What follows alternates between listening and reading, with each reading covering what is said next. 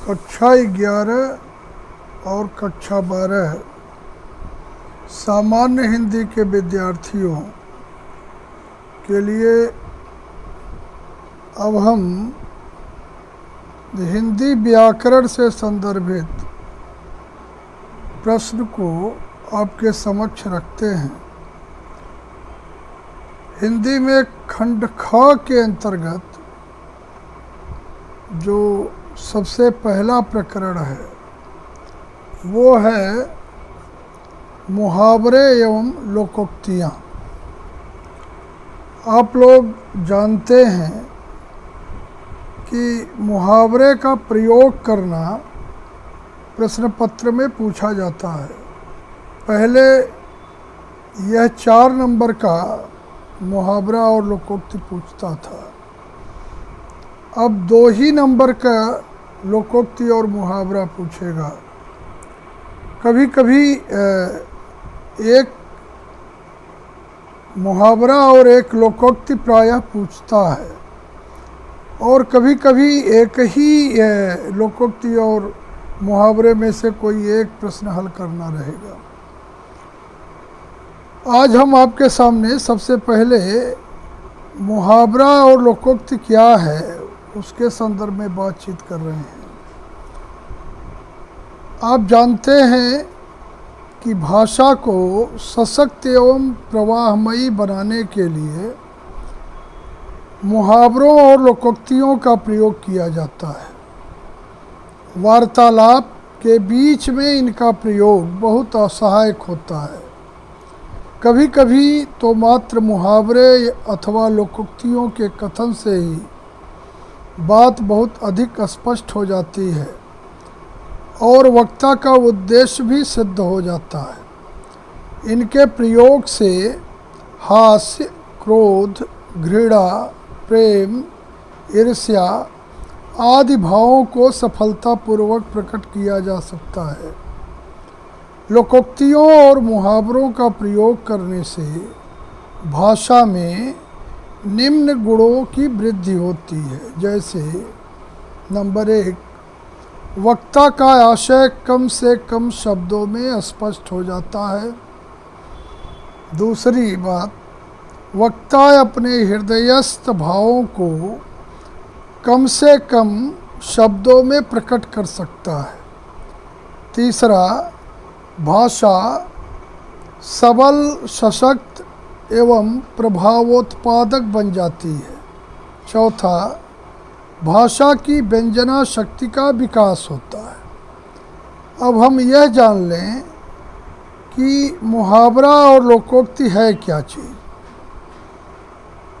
मुहावरा अरबी भाषा का शब्द है जिसका शाब्दिक अर्थ है अभ्यास।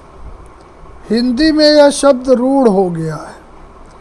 हिंदी विश्वकोश के अनुसार जो मुहावरे की परिभाषा दी गई है उसके अनुसार लक्षणा या व्यंजना द्वारा सिद्ध वाक्य जो किसी एक ही बोली या लिखी जाने वाली भाषा में प्रचलित हो और जिसका अर्थ प्रत्यक्ष अर्थ में विलक्षण हो। यानी लक्षणा या व्यंजना के द्वारा या संकेतों या शब्दों के द्वारा सिद्ध वाक्य जो किसी एक ही बोली या लिखी जाने वाली भाषा में प्रचलित हो और जिसका अर्थ प्रत्यक्ष अर्थ में विलक्षण हो, अद्वितीय हो, वह मुहावरा कहलाता है। या संक्षेप में हम कह सकते हैं कि ऐसा वाक्यांश जो अपने साधारण अर्थ को छोड़कर किसी विशेष अर्थ को व्यक्त करे मुहावरा कहलाता है।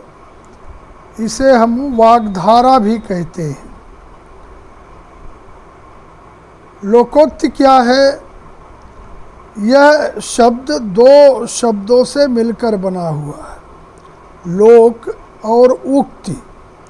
अर्थात किसी क्षेत्र विशेष में कही हुई बात, इसके अंतर्गत किसी कवि की प्रसिद्ध उक्ति भी आ जाती है। लोकोक्ति किसी प्रासंगिक घटना पर आधारित होती है।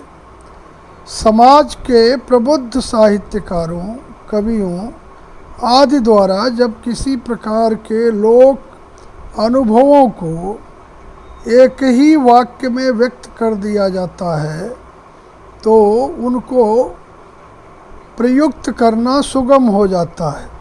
ये वाक्य अथवा लोकोक्तियाँ या कहावतें या सूक्ति गद्य एवं पद्य दोनों में ही देखने को मिलते हैं। इस प्रकार कहा जा सकता है कि ऐसा वाक्य, कथन अथवा उक्ति जो अपने विशिष्ट अर्थ के आधार पर संक्षेप में ही किसी सच्चाई को प्रकट कर सके, लोकोक्ति अथवा कहावत कही जाती है।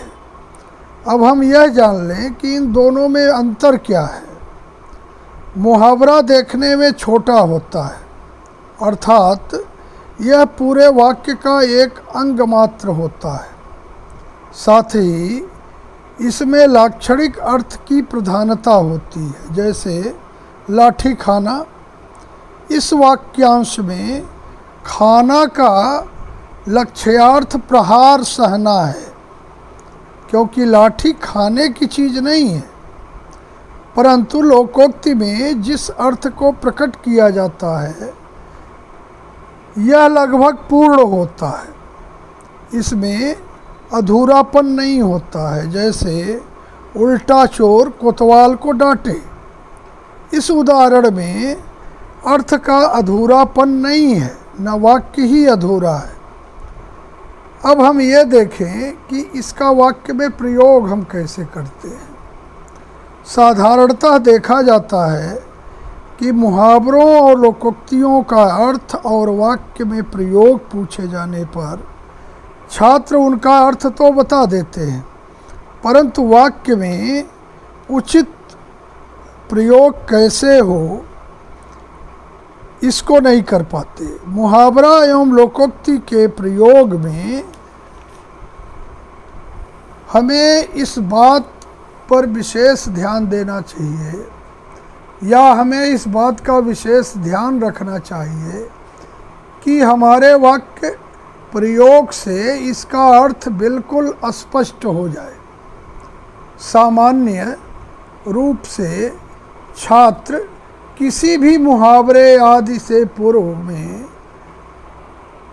तुम या किसी व्यक्ति का नाम रखकर वाक्य को पूरा कर देते हैं। इस प्रकार का वाक्य प्रयोग उचित व अर्थ को स्पष्ट करने वाला नहीं होता है। जैसे अपनी खिचड़ी अलग पकाना, इसका अर्थ है सबसे पृथक काम करना। वाक्य प्रयोग होगा वह अपनी खिचड़ी अलग पकाता है, या आँखों में धूल झोंकना मतलब धोखा देना। इसका वाक्य प्रयोग होगा तुमने उसकी आँखों में धूल झोंक दी। उपर्युक्त उदाहरणों से मुहावरों का अर्थ स्पष्ट नहीं हो रहा है। इनके स्थान पर शुद्ध, अर्थपूर्ण और पूर्ण वाक्यों का प्रयोग किया जाना चाहिए। जैसे अपनी खिचड़ी अलग पकाना, सबसे पृथक काम करना। इसका वाक्य प्रयोग होगा हमारी कक्षा के कुछ छात्र पिकनिक मनाने के लिए पिकनिक स्थल पर जाकर आगे का कार्यक्रम निश्चित हुआ। सर्वप्रथम सभी साथी भोजन की व्यवस्था में लग गए, परंतु मोहन अकेले ही जंगल में घूमने की जिद करने लगा।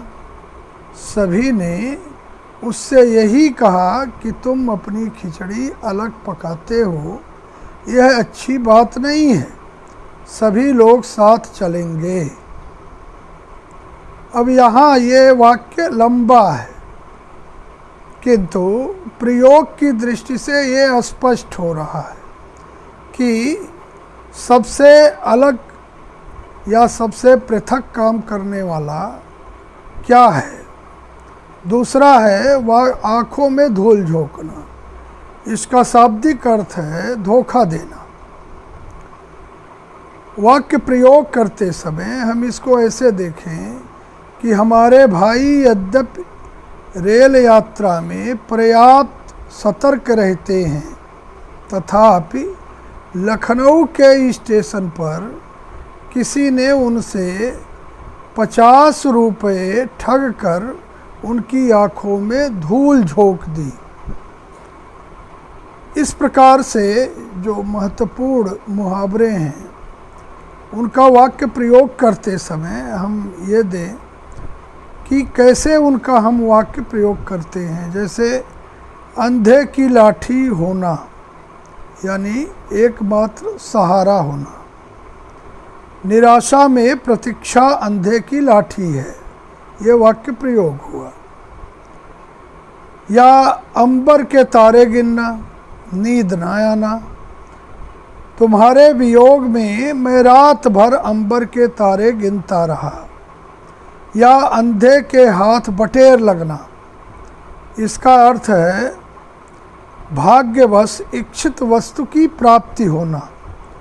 तृतीय श्रेणी में स्नातक लोकेंद्र को क्लर्क की नौकरी क्या मिली, मानो अंधे के हाथों बटेर लग गई। या अक्ल का अंधा, शाब्दिक अर्थ मूर्ख। वह लड़का तो अक्ल का अंधा है, उसे कितना ही समझाओ मानता ही नहीं है।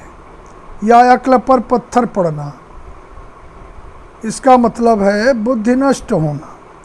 राजा दशरथ ने कैकेयी को बहुत समझाया कि वह राम को वन भेजने का वरदान ना मांगे, पर उसकी अक्ल पर पत्थर पड़े हुए थे, अतः वह ना मानी। हमें इस प्रकार से मुहावरों का अभ्यास करते रहना चाहिए। इसी तरह से और हम जैसे छक्के छुड़ाना, हिम्मत पस्त कर देना। व्यापार मंडल ने मेरे प्रस्ताव को स्वीकार करके मेरे विरोधियों के छक्के छुड़ा दिए। या छाती पर मूंग दलना, अत्यंत कष्ट देना। यानी माँ ने नाराज होकर बच्चों से कहा कि मेरी छाती पर ही मूंग दलते रहोगे या कुछ पढ़ोगे लिखोगे भी। कहने का मतलब ये है कि हम वाक्य का प्रयोग ऐसे करें कि हमारा ध्यान जो है पूरी तरह से इसकी ओर जाए। अब लोकोक्तियों के बारे में कुछ जान लेते हैं। उदाहरण जैसे अंधी पीसे कुत्ता खाए। परिश्रमों के अभाव असावधान रहने पर उसके परिश्रम का फल निकम्मों को मिल जाता है। या अंधों में काना राजा, मूर्खों के समाज में कम ज्ञान वाला भी सम्मानित होता है।